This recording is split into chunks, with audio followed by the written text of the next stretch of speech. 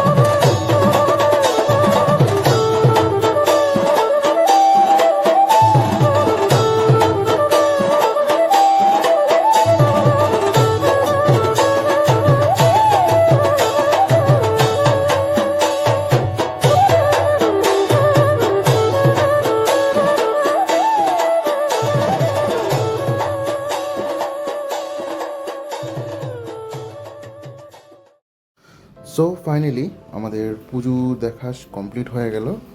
So আমরা plan করলাম যে এবার নিউ টাউন এরিয়ার দিকে যাব, গিয়ে একটা খোলামেলা জায়গায় বসবো, বসে একটু খাওয়া দাওয়া করে বাড়ির দিকে আমরা রওনা হব।